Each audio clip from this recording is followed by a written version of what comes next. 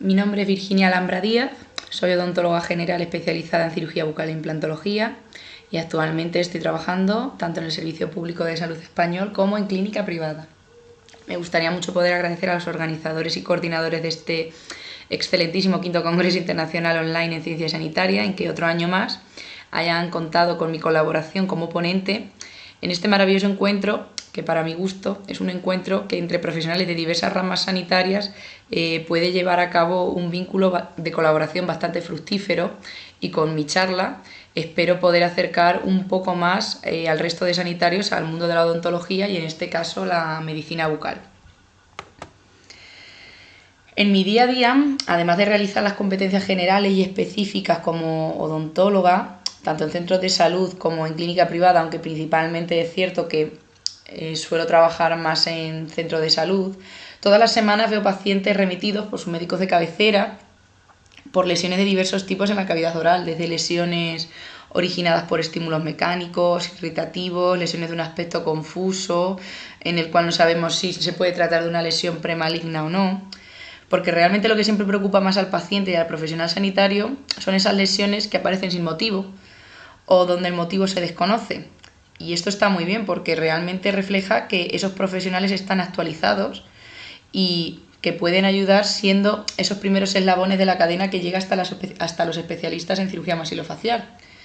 Obviamente yo siempre me voy a referir más al odontólogo de atención primaria, aunque es muy importante el papel de cualquier dentista, ya trabaje para un ámbito privado o un ámbito público, pero el odontólogo de atención primaria quizás es el eslabón más importante porque es quien realiza ese informe de derivación a cirugía maxilofacial.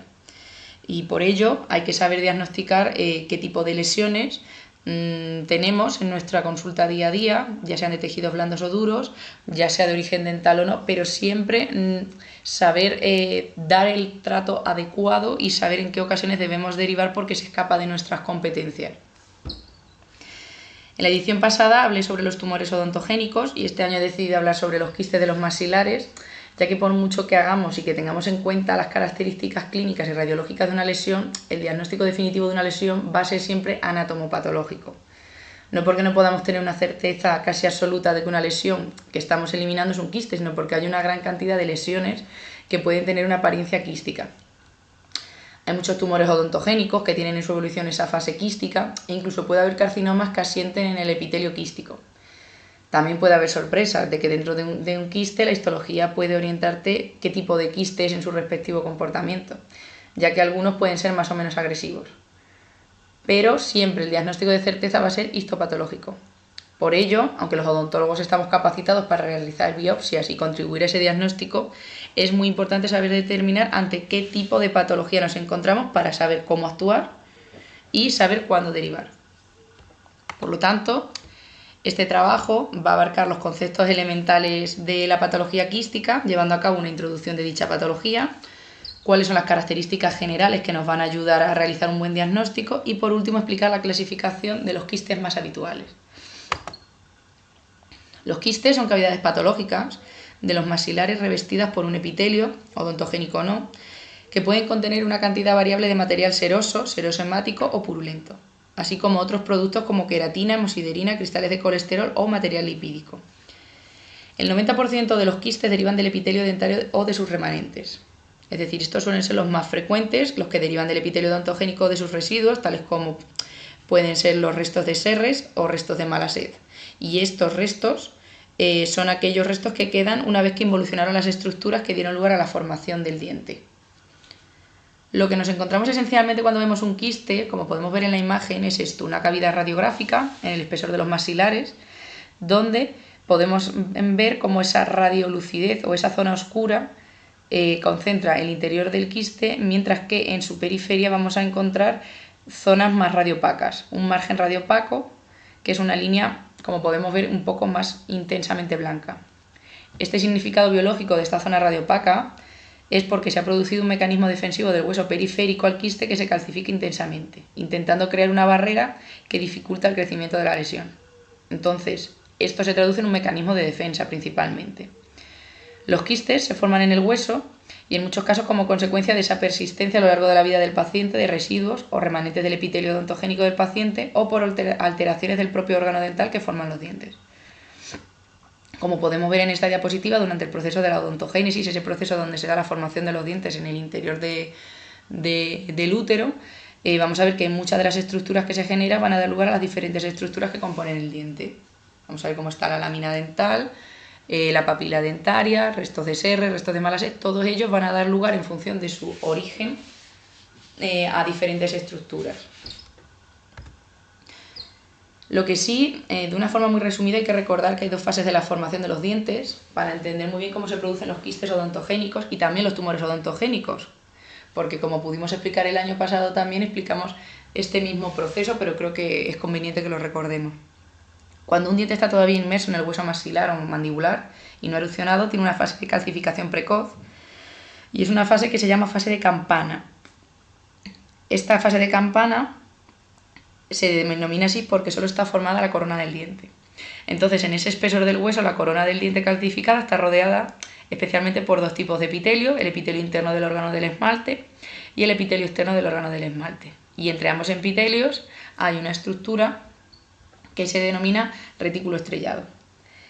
El epitelio interno del órgano del esmalte está muy próximo a la corona, porque la corona del diente en su capa más externa y superficial se forma por esmalte. Y este esmalte está producido por los ameloblastos. Los ameloblastos se encontrarían en esta zona.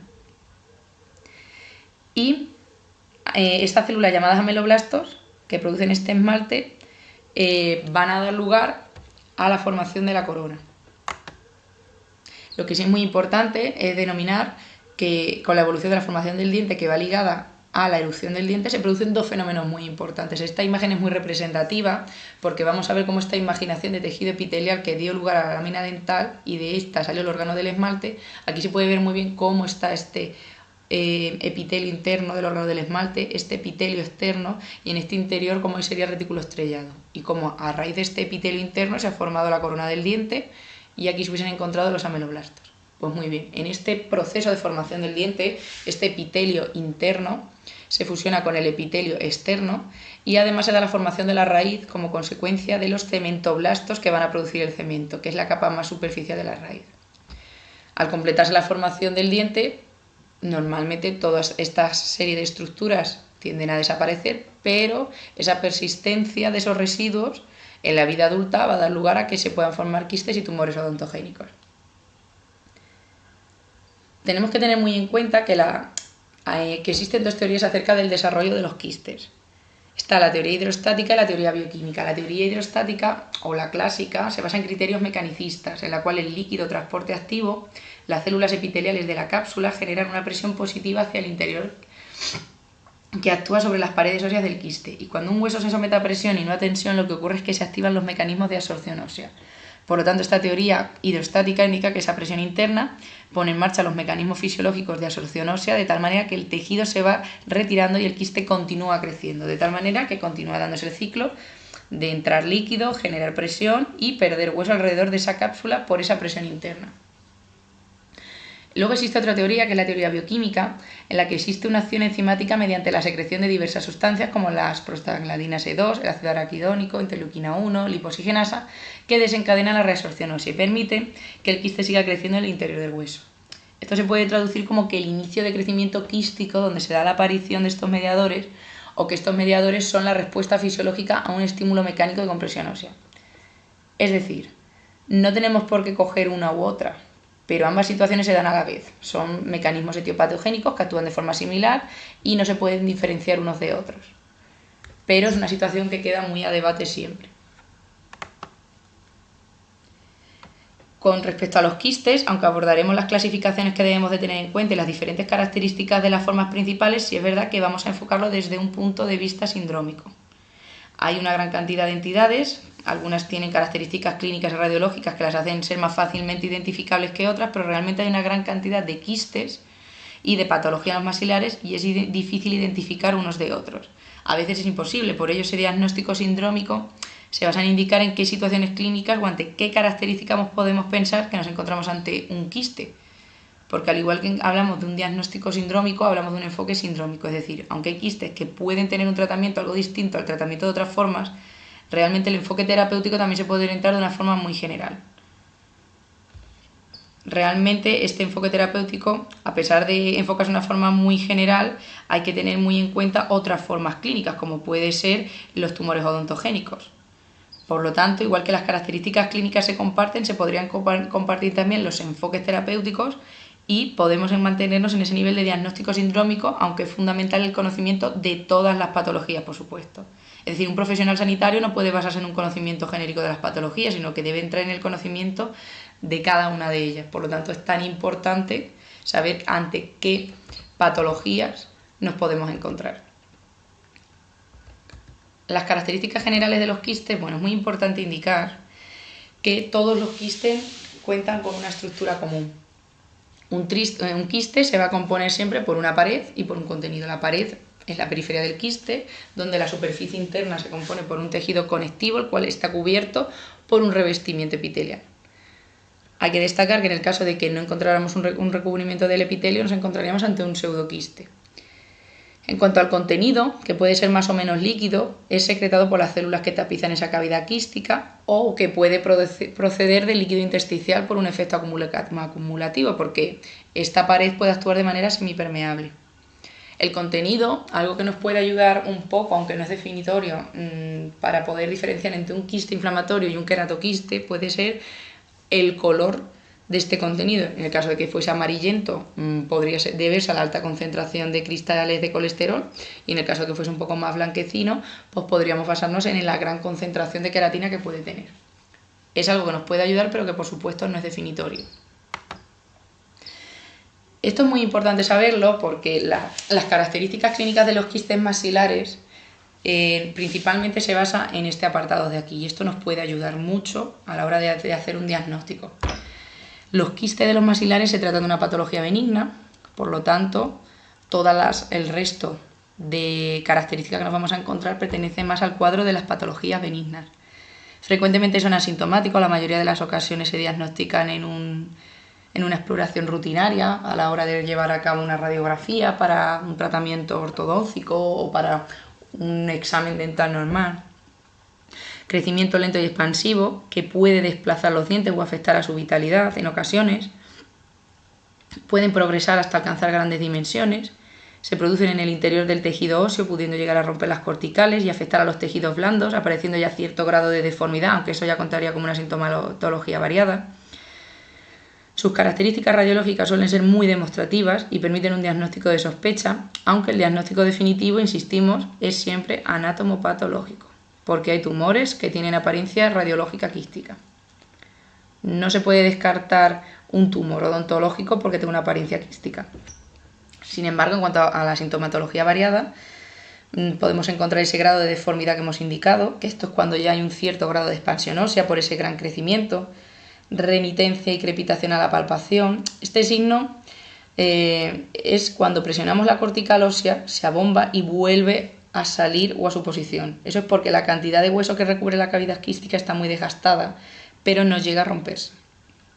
Puede haber un desplazamiento de estructuras, puede haber una posible alteración de la vitalidad dentaria, aunque esto no siempre tiene por qué darse.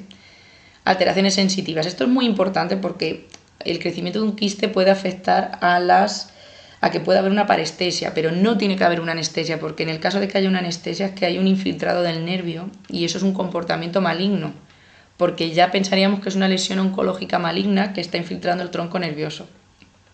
Complicaciones nerviosas porque se puede abrir a la cavidad oral, se puede infectar, puede haber una contaminación, y riesgo de fractura patológica. Esto se debe a que el hueso se debilita por el crecimiento de un quiste, ya sea por un traumatismo, por un elemento mecánico. Puede desarrollarse una fractura patológica, es decir, el quiste ha sido tan grande y el hueso se ha quedado tan debilitado que un simple traumatismo podría provocar una fractura, por lo cual hay que tener muy en cuenta de que hay que hacer una planificación tanto preoperatoria como posoperatoria a la hora de intervenir un quiste de grandes dimensiones. Según la última edición de la clasificación de tumores de cabeza y cuello de la OMS, que se publicó en el 2017, se ha intentado simplificar esos criterios de definición para evitar el uso de técnicas moleculares complejas y organizar las diferentes entidades en función de su verdadera naturaleza. Esta misma diapositiva la empleamos el año pasado para la presentación de tumores y es básicamente para indicarnos de que se han restaurado el término de queratoquiste odontogénico y el quiste odontogénico calcificante a la clasificación de los quistes odontogénicos y se rechaza la terminología previa, como era el tumor odontogénico queratoquístico y el tumor odontogénico quístico calcificante.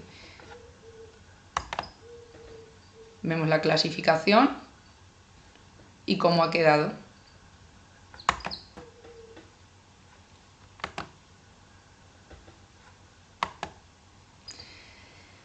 Ahora pasaremos al punto de la clasificación de los quistes maxilares.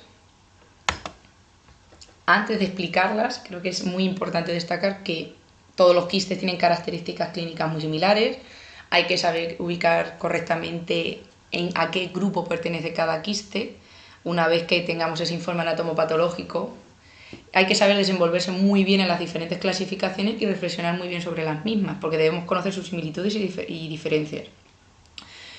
Quiste, pseudoquiste, tumor, volvemos a repetir lo mismo. Esta cuestión, en el diagnóstico por imagen, debemos de tener muy en cuenta que como hay patologías que pueden tener un aspecto quístico, la imagen radiológica no va a ser un diagnóstico definitorio ni va a ser una característica definitoria. Siempre vamos a estar ligados al estudio anatomopatológico. A continuación, antes de explicar el resto de clasificaciones, creo que esta clasificación nos va a venir muy bien para entender el origen de los quistes. Esta clasificación no es una clasificación en sí, la estudié durante mi máster en cirugía bucal en la Universidad de Sevilla, en el máster de cirugía propio que cursé, y creo que es muy ilustrativa porque nos va a ayudar mucho a saber qué quistes tenemos en función de su origen. Los quistes odontogénicos inflamatorios obviamente se van a deber a respuestas inflamatorias frente a lesiones dentarias.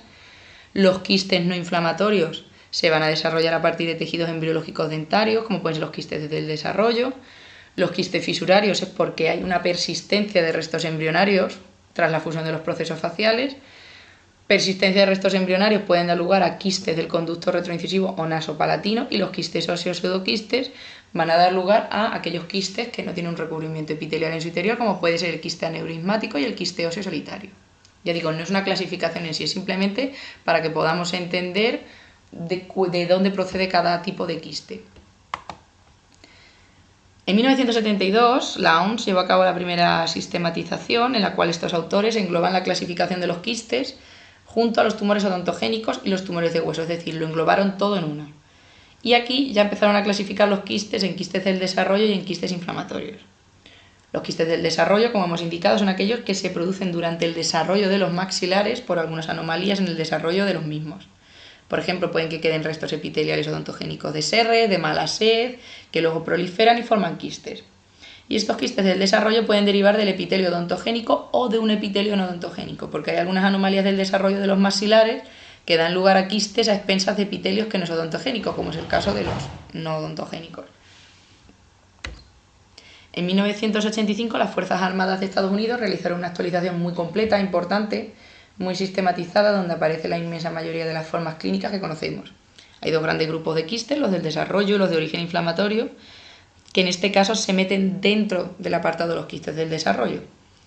Se clasifican en odontogénicos y no odontogénicos e incluyen ambos apartados entidades que no aparecen en la clasificación anterior. En el caso de la clasificación de Kramer, Pittsburgh y Scheer en 1992 de la OMS, se hace una actualización de la clasificación anterior, pero por parte de la OMS, y es interesante porque incluye algunas lesiones que no son clínicas o que no son intraóseas, como por ejemplo los quistes del seno maxilar, es decir, que no crecen dentro del hueso, sino que crecen dentro del seno maxilar y se elimina la cavidad de Stafne, que es una situación anómala, no patológica, pero que es importante conocerla.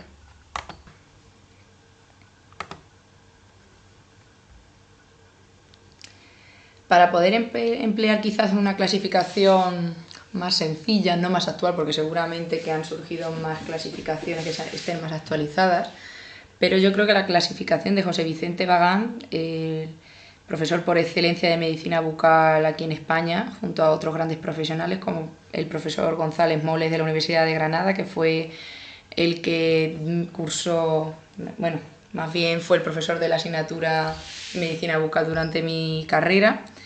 Entonces yo creo que es más fácil emplear esta clasificación a la hora de estudiar los quistes.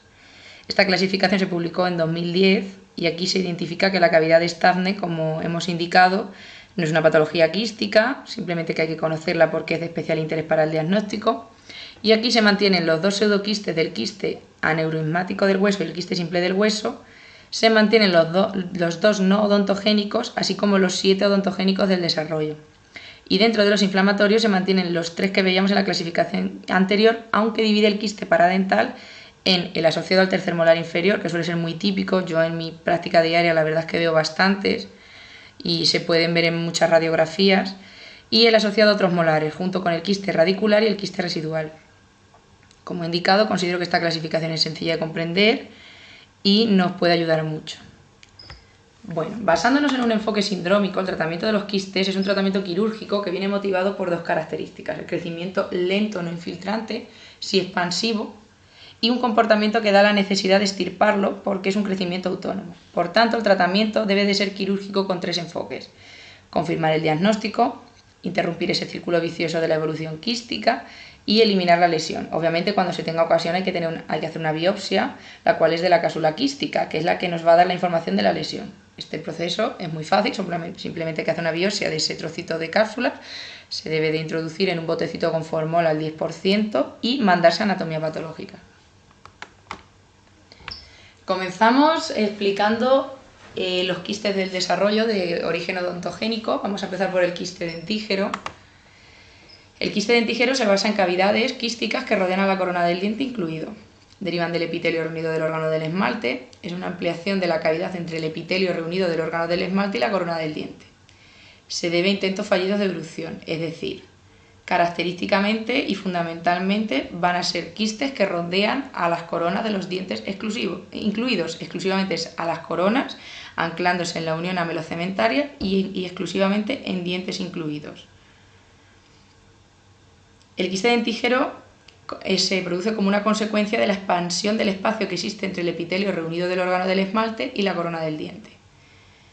Estos intentos fallidos de erupción van a dar lugar a un aumento de presiones en la cápsula del quiste que permite que se exude plasma al interior de la cavidad.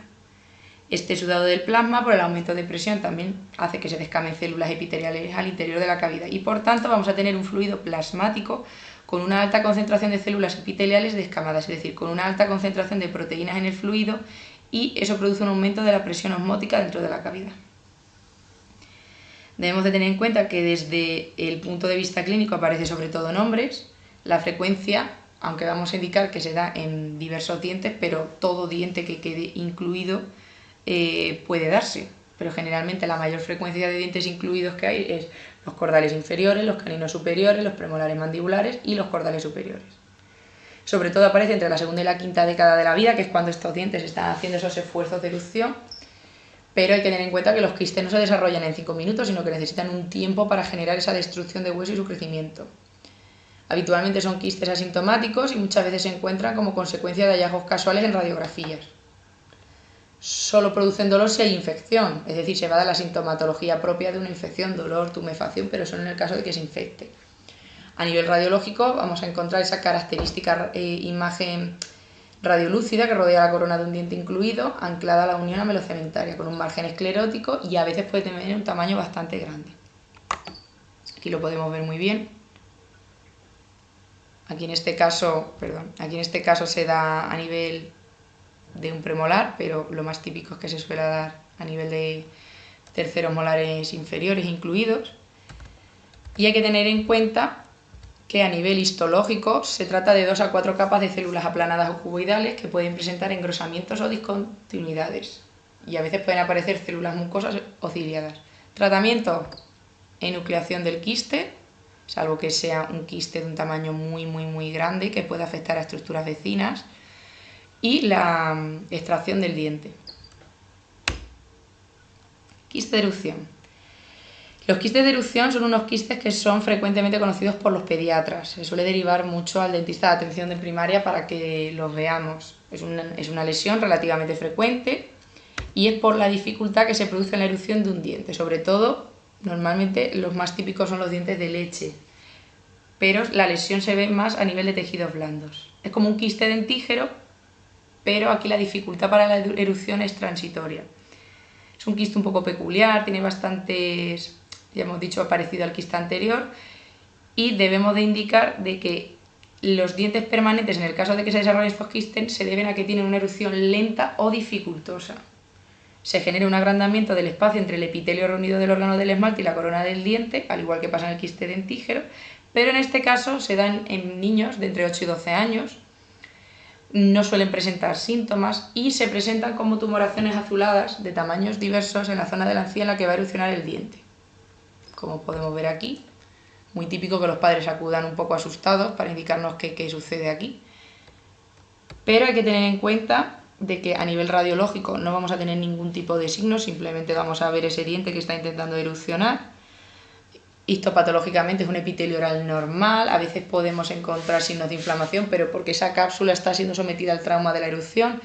Y en cuanto al tratamiento hay que tener en cuenta que tenemos dos opciones: una actitud expectante, es decir, esperar a que el diente salga sin preocuparnos, o en el caso de que queramos acelerar el proceso, hacemos una incisión mucosa hasta ver la corona del diente.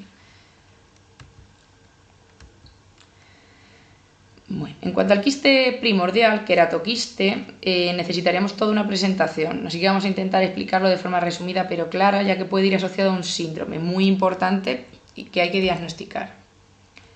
Bueno, el queratoquiste es un quiste uni o multiquístico de origen odontogénico con un epitelio escamoso queratinizado estratificado característico y potencial agresivo y conducta infiltrativa. Puede ser solitario o múltiple y formar parte del síndrome de carcinoma de células basales nevoides o comúnmente conocido como síndrome de Gorlin.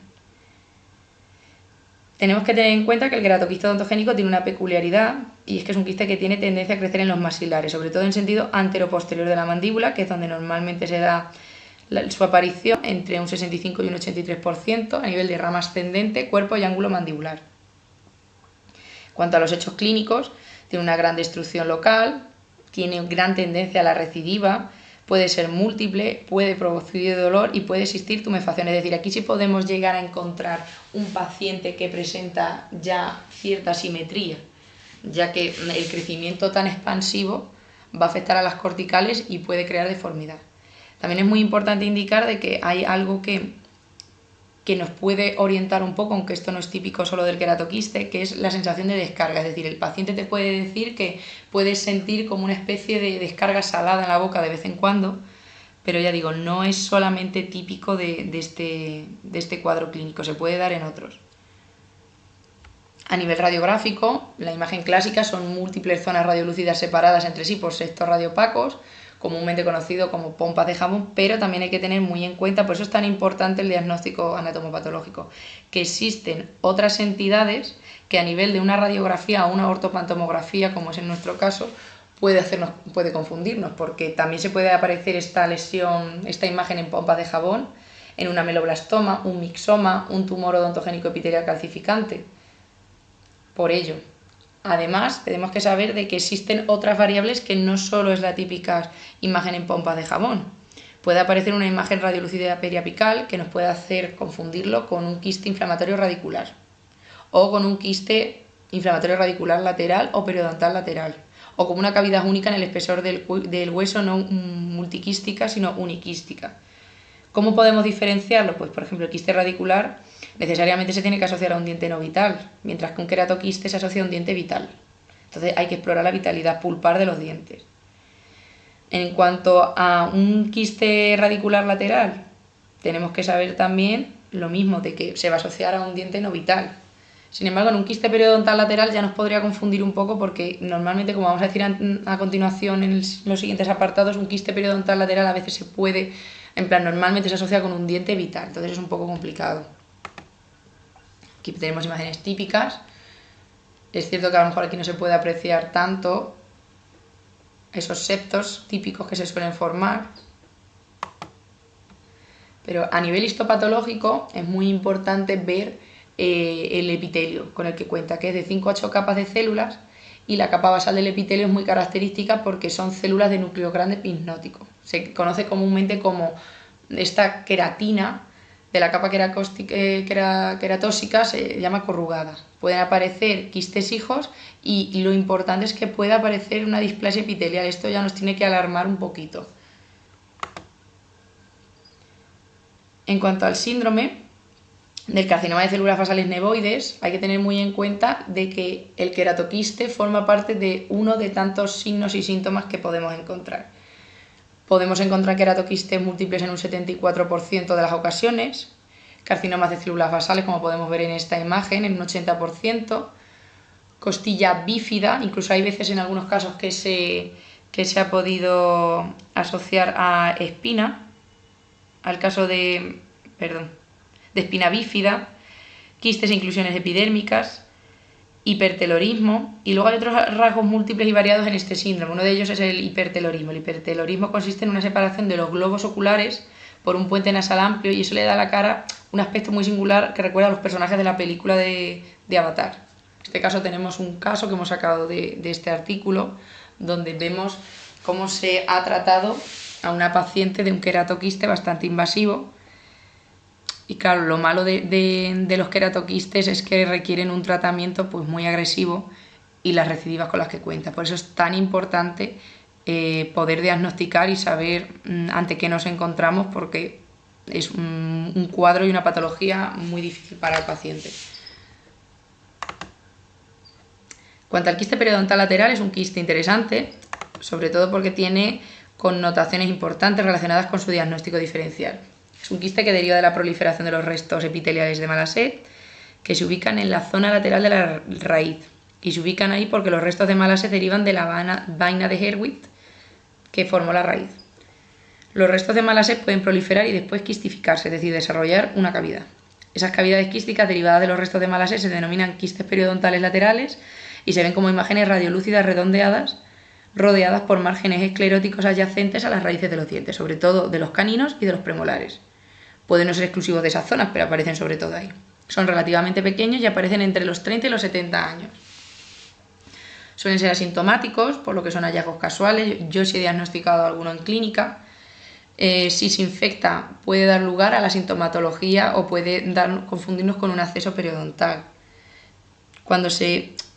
Un hecho determinante para el diagnóstico del quiste periodontal es que el diente es vital, es decir, si el diente está vivo, entonces debemos de tener mucho cuidado a la hora de tratarlo, ya que quizás a la hora de llevar a cabo esa enucleación o esa escisión de ese quiste se puede afectar la vitalidad del diente, pero no porque esté el diente asociado a un quiste necesariamente hay que llevar a cabo una endodoncia, hay que saber diferenciar muy bien.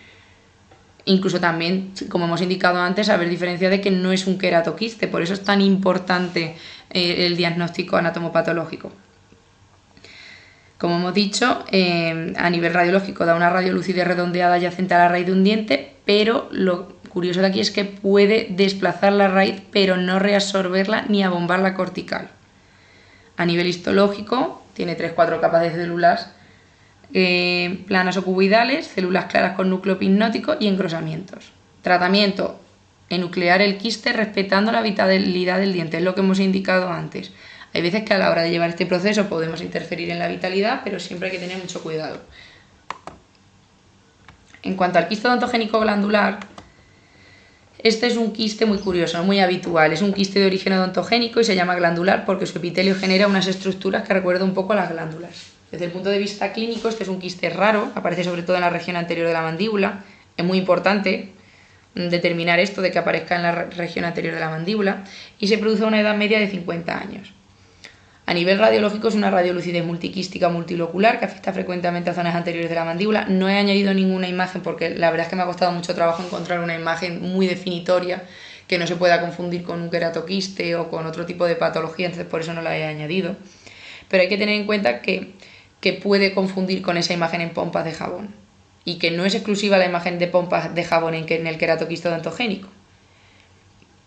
Tiene un margen esclerótico irregular, tiene una tendencia expansiva y eso quiere decir que el quiste puede hacer crecer las corticales y manifestarse con una tumefacción e incluso llegar a romperlas, que también puede llegar a ocurrir.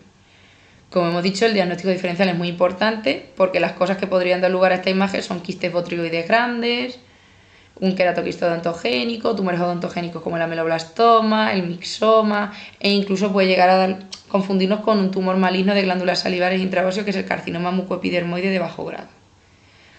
Este quiste se llama glandular porque su epitelio genera unas estructuras que recuerdan un poco a las glándulas. El tratamiento, si es pequeño, una exéresis, si es grande, una resección en bloque. Quiste gingival del niño, de la infancia, también conocido como perlas de Epstein o nódulos de Bone. Estos quistes es una lesión muy típica en recién nacidos hasta los 2 o 3 meses. Se produce como consecuencia de proliferaciones de los residuos de la lámina dental, de los restos de serres, y estas proliferaciones están en la encía y con el crecimiento del niño, a los 2 o 3 meses se rompen y desaparecen. Por lo tanto, en los quistes de la infancia no hay que hacer otra cosa más que reconocerlos y decirle a los padres que no pasa nada. Los pediatras suelen reconocerlos muy bien y suelen diagnosticarlos muy bien. Es un motivo de consulta frecuente, pero no hay que alarmarse. En cuanto al quiste gingival del adulto, quizás este quiste, aunque no es grave, es importante porque esto se puede diagnosticar muy bien de la mano de los médicos de cabecera, porque no es necesario realizar una radiografía o una ortopantomografía para diagnosticarlo. Entonces yo creo que es importante. Este quiste es un quiste de tejidos blandos, no afecta al hueso, afecta a la encía queratinizada fundamentalmente, esa encía que no es desplazable en boca, que es la que está principalmente cerca de los dientes. Normalmente se suele dar más en mandíbula, aunque también puede aparecer también en maxilar, es cercana a los labios, entre los caninos. La edad típica es entre la quinta y la sexta década de la vida, siendo más frecuente en mujeres. La localización, como hemos dicho, es esa encía queratinizada de la mucosa gingival, y son nódulos blanquecinos o de un color similar a la mucosa que tienen menos de 1 centímetro. Radiográficamente no va a haber afectación ósea. A nivel de anatomía patológica, tiene una cavidad quística recubierta de un epitelio de 2-3 capas de células cuboidales, con algunas de ellas que presentan un núcleo epignotico y un citoplasma claro, con ciertos engrosamientos localizados en el epitelio. Tratamiento, una excisión simple, lo podemos llevar a cabo perfectamente en el consultorio, sin ningún riesgo. Bueno, pues ahora nos vamos a pasar a los quistes del desarrollo no odontogénicos. El quiste nasoalveolar o nasolabial cuenta con un origen de los restos epiteliales del conducto nasolacrimal. Es una lesión de partes blandas que se localiza normalmente en la región nasogeniana. Es poco frecuente, pero es cierto que alguna vez nos podemos encontrar con algún paciente, o principalmente mujer, una paciente mujer, que pueda tener este tipo de quiste. A nivel extraoral vamos a ver una tumefacción que va a borrar el surco nasolabial, entonces esta simetría donde se va a dar una elevación del ala de la nariz y que vamos a poder palpar externamente, nos puede orientar un poco. A nivel intraoral obviamente no vamos a encontrar nada. Radiográficamente no vamos a apreciarlo, aunque por ejemplo en este caso de hacer una resonancia magnética pues lo podemos encontrar. Y el tratamiento es una excisión simple.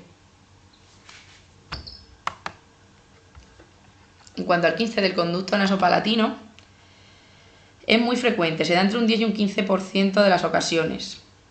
Como recordamos, porque estamos hablando de los quistes no odontogénicos, es que no surgen del epitelio odontogénico.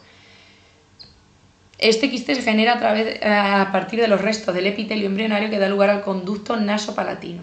En el desarrollo embrionario del ser humano hay un conducto llamado conducto nasopalatino que va atravesando el paladar duro desde la zona posterior del paladar duro en el centro hasta los incisivos superiores, es decir, desemboca detrás de los incisivos superiores.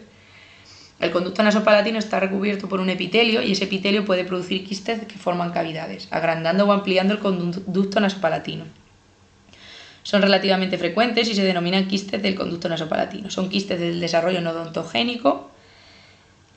Se da, como hemos dicho, entre un 10 y un 15% de todos los quistes. Es 2-3 veces más frecuente en el hombre. Se da en una edad en torno a los 30 y 60 años. Y como podemos ver, no son infrecuentes porque tienen un porcentaje bastante alto.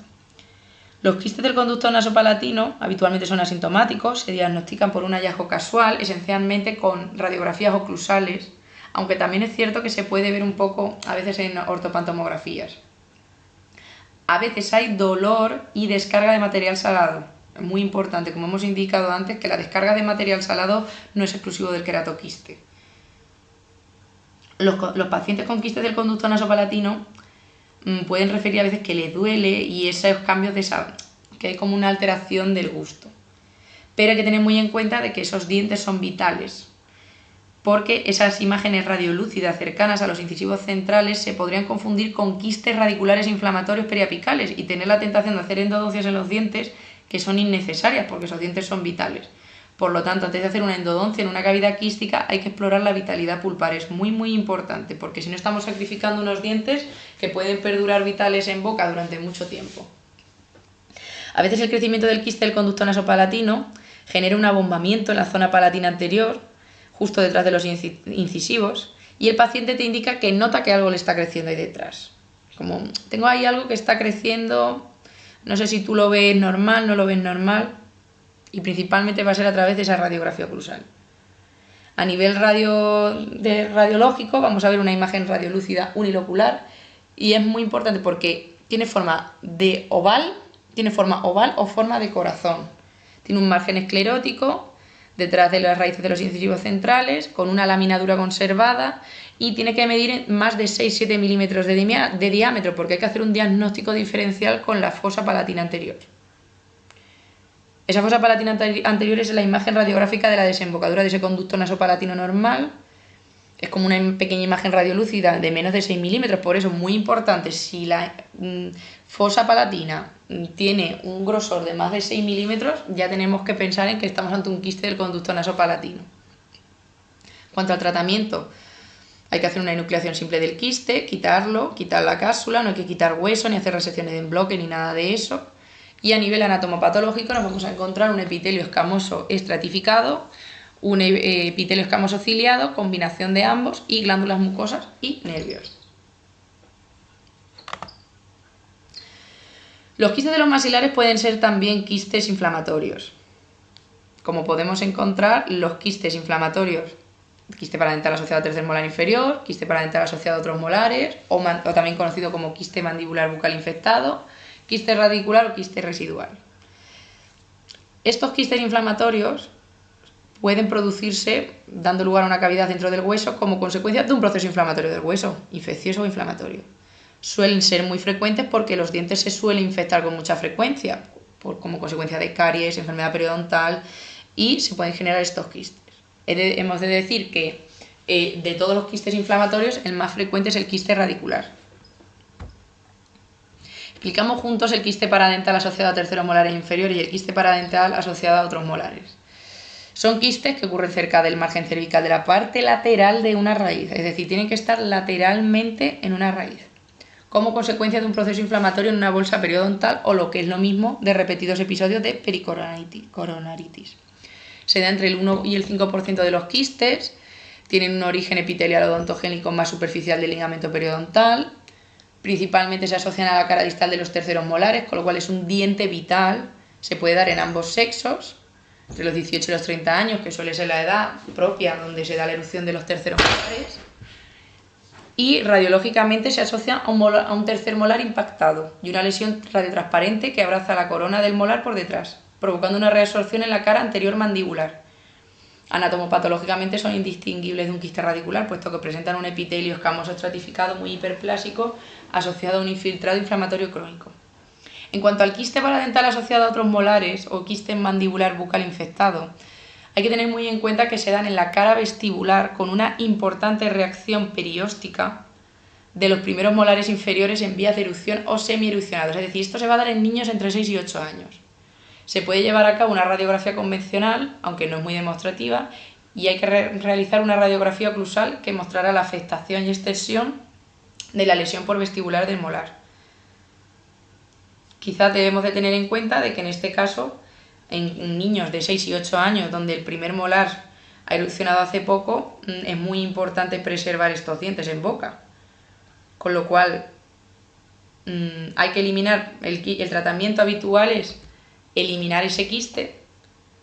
En el caso del tercer molar, pues sería la eliminación del diente, pero en el caso de los quistes asociados a primeros molares, pues sería conveniente, en función del tamaño, realizar una marsupialización para intentar conservar esos molares en niños.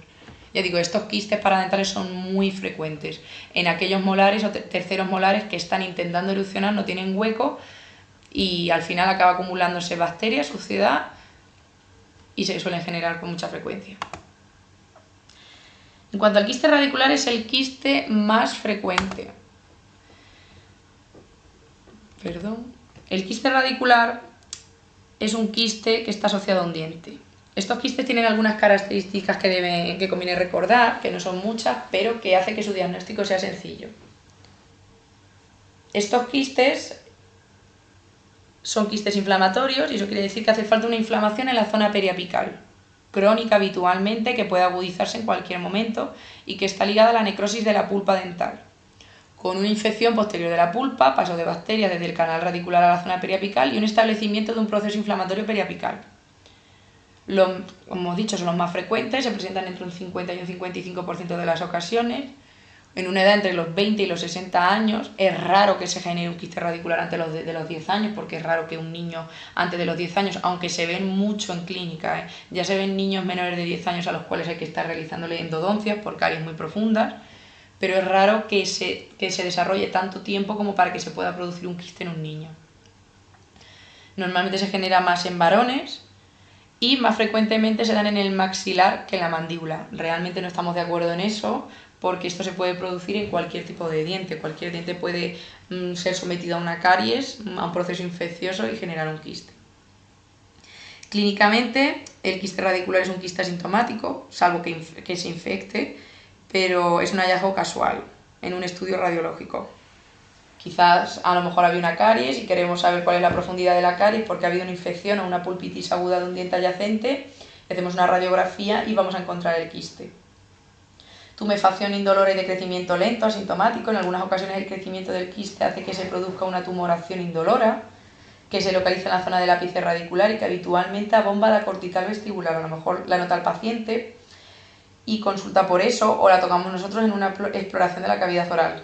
Esta tumoración que crece lentamente y es asintomática, hay que tener en consideración de que todo este proceso inflamatorio crónico que da lugar al quiste, que puede reagudizar y generar infecciones, puede incluso en esos comportamientos o en esa sintomatología propia de las infecciones, puede dar lugar a dolor, tumefacción, sensación de diente largo, como que el diente ha crecido, cierto grado de movilidad dental y crecimiento rápido de esa tumefacción, que no está ligado a un crecimiento real del quiste, sino que todos los tejidos que rodean al quiste se han inflamado y lo percibe el paciente y lo percibimos nosotros.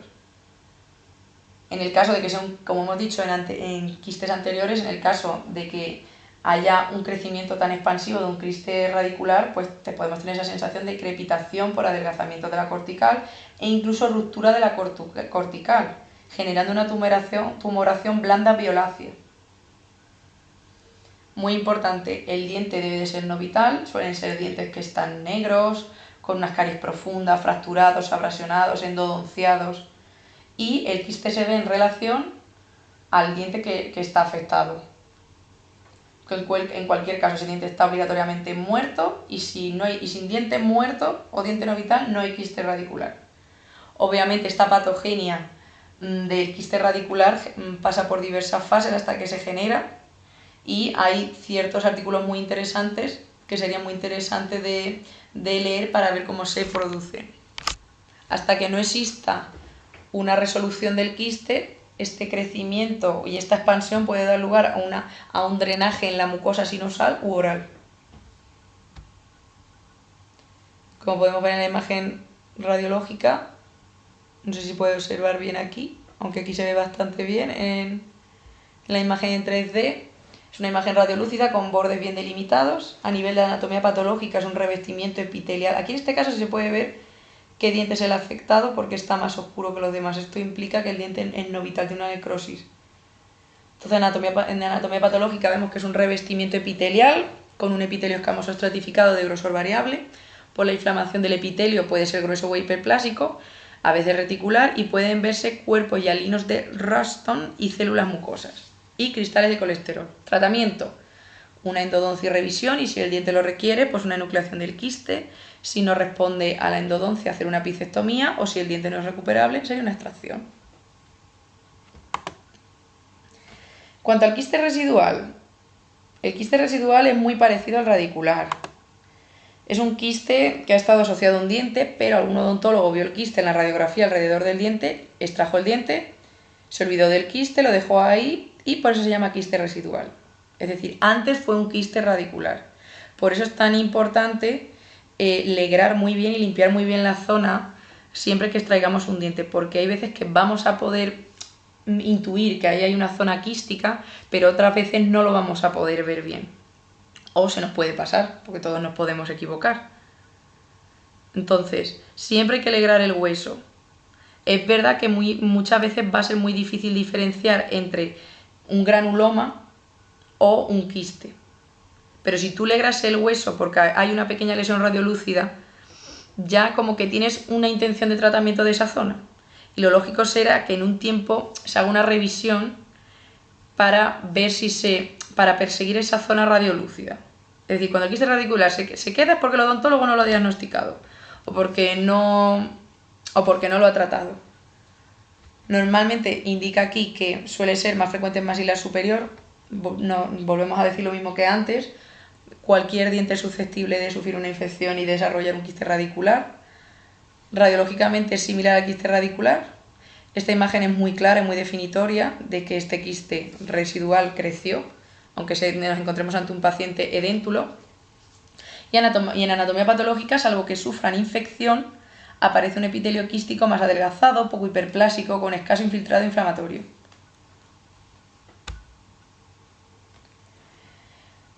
Bueno, vamos a terminar la presentación explicando los quistes de los maxilares sin revestimiento epitelial o pseudoquistes. Es cierto que quizás podemos echar de menos algún quiste como el botrioide, pero consideramos que es mejor centrarnos en aquellos quistes que son más típicos y que quizás pueden ser mayormente diagnosticados en un centro de salud por otros profesionales, porque, repito, esta presentación no va dirigida solo a los odontólogos, esta presentación va dirigida a todo personal sanitario para que esté actualizado y tenga una pequeña idea para que cuando le venga un paciente y reconozca alguno de estos signos o síntomas que le podemos decir, que no sean solo radiológicos, porque yo sé que muchos médicos y enfermeros no tienen ese acceso a nivel de ortopantomografía o no saben interpretarla. Entonces yo creo que esto es muy importante para ellos porque nos puede ayudar mucho a los odontólogos. Cuanto a los quistes maxilares sin revestimiento epitelial, el quiste aneurismático del hueso, se desconoce su etiología. Es extraordinariamente raro, es un quiste que puede entrar en el diagnóstico diferencial de algunas lesiones odontogénicas radiolúcidas que crecen en el ángulo, el cuerpo y la rama mandibular, como puede ser, por ejemplo, el queratoquiste odontogénico. Probablemente son malformaciones vasculares. Inicialmente el quiste óseo aneurismático puede deberse a una malformación vascular en personas jóvenes, entre 10 y 20 años, y su lugar habitual es el ángulo de la mandíbula, produciendo una tumoración indolora. Desde el punto de vista radiográfico, el quiste óseo aneurismático da lugar a una imagen radiolúcida unilocular en la que puede haber una fase inicial de trabeculación como en la imagen de abajo, o en donde se puede haber desarrollado ya claramente una imagen en pompa de jabón. Esas son las tres posibilidades del quiste óseo aneurismático. Puede que se vea como una única imagen unilocular, o una imagen en la que se está iniciando la trabeculación, o una imagen claramente en pompa de jabón. Y claro, este tipo de imágenes se prestan al diagnóstico diferencial de las que debemos tener en cuenta. Aquí se explica un caso muy curioso de un artículo donde se observa una imagen radiolúcida que compromete desde el 33 hasta el 46. Es una lesión muy grande.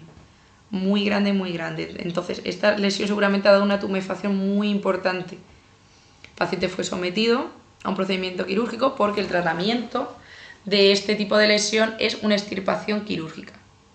Como podemos ver a nivel anatomopatológico, tenemos un tejido fibroso, neoformado, con células gigantes, multinucleadas, con lagunas vasculares y abundantes proliferaciones arteriovenosas, porque como hemos dicho puede ser por malformaciones vasculares, y tenemos que tener muy claro que se da en personas jóvenes y principalmente en mujeres. En este caso pone que también tenemos una tumefacción importante, como hemos dicho, pero que también puede haber dolor. En cuanto al quiste simple del hueso, el quiste solitario, hemorrágico o traumático, aunque se conoce como el quiste solitario de hueso, sobre todo se da en adolescentes. Es muy poco frecuente después de los 25 años. Este es un quiste muy curioso, porque es un quiste de adolescentes que es enormemente infrecuente después de los 25 años y eso nos da que pensar. El hecho de que una lesión sea muy infrecuente después de los 25 años sugiere que se cura con la edad, se cura espontáneamente. Esto es así porque si nadie a los 50 años lo tiene, quiere decir que los que hayan tenido esta lesión, mejor dicho, y no haya sido diagnosticada es porque se ha curado sola.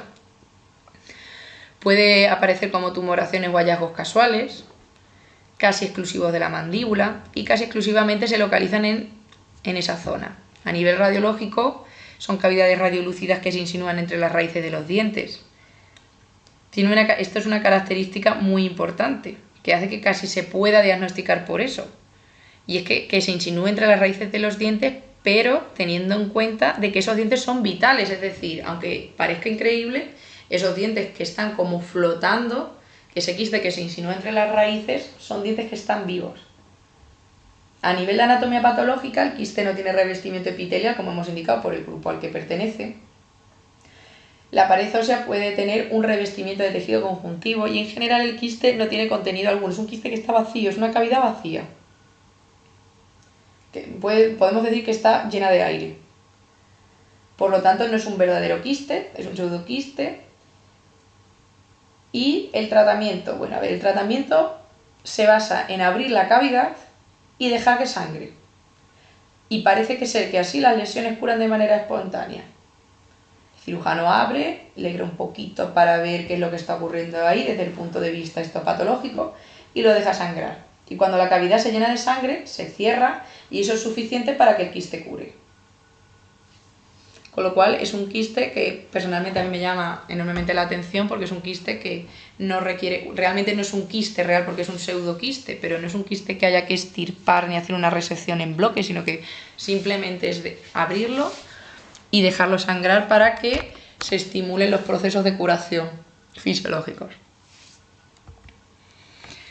Bueno, hasta aquí mi ponencia, espero que les haya sido muy interesante. Para mí es un orgullo y un placer participar de nuevo en este congreso. Creo que este tema es un tema muy extenso, es un tema muy denso, al igual que la charla del año pasado de los tumores odontogénicos, pero creo que es muy interesante llevar a cabo o dar a conocer a otros profesionales estos conceptos básicos de diagnóstico de patología. Es cierto que a nivel de centro de salud es difícil identificar algunas cosas porque los profesionales no tienen tan a mano ciertos medios diagnósticos o no saben interpretarlos, pero yo creo que es muy interesante el tema que hemos comentado antes, de que si viene un paciente como médico de cabecera, viene un paciente ya no solo con una lesión blanca que no se va al raspado en pacientes fumadores, porque como hemos visto los quistes no solo se puede dar como esas típicas lesiones premalignas que podemos encontrar tipo leucoplasia o aquellas lesiones rojizas como las eritroplasias.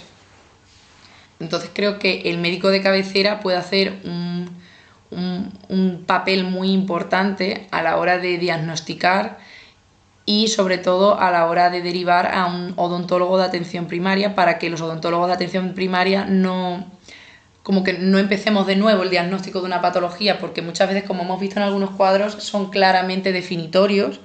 Algunos cuadros, siempre teniendo en cuenta que hay que tomar una biopsia, pero creo que muchas veces el médico o el enfermero puede implicarse un poco más dentro de lo que cabe, siempre dentro de sus competencias, para saber cuándo debe derivar y cuándo no debe derivar. Porque los quistes, como hemos visto, son muy habituales, las lesiones premalignas actualmente están subiendo mucho sus porcentajes en la práctica diaria. Está habiendo mucho cáncer de boca, mucho cáncer de lengua y gracias a Dios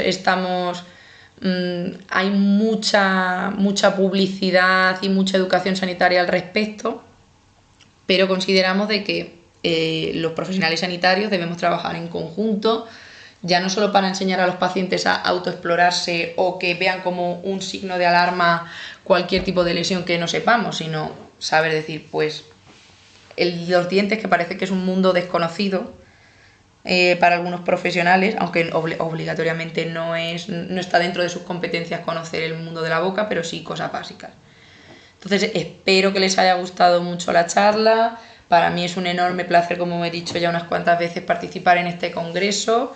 Me siento muy orgullosa, estoy para cualquier duda, para cualquier consulta en las cuales yo pueda ayudar, siempre dejando claro que hay profesionales, grandísimos profesionales en este campo de la medicina bucal. Yo quiero agradecer al profesor González Moles de la Universidad de Granada todas las cosas que nos enseñó a lo largo de la carrera, porque es un profesional espectacular y es un gran profesor. Y sobre todo gracias por esa semillita que plantó en mí a la hora del diagnóstico, y también a Alberto Rodríguez Archilla, también profesor de medicina bucal de la Universidad de Granada, por haber sido profesores tan buenos, habernos enseñado tan bien y habernos actualizado tan bien en todo, y haber sido tan buenos profesionales.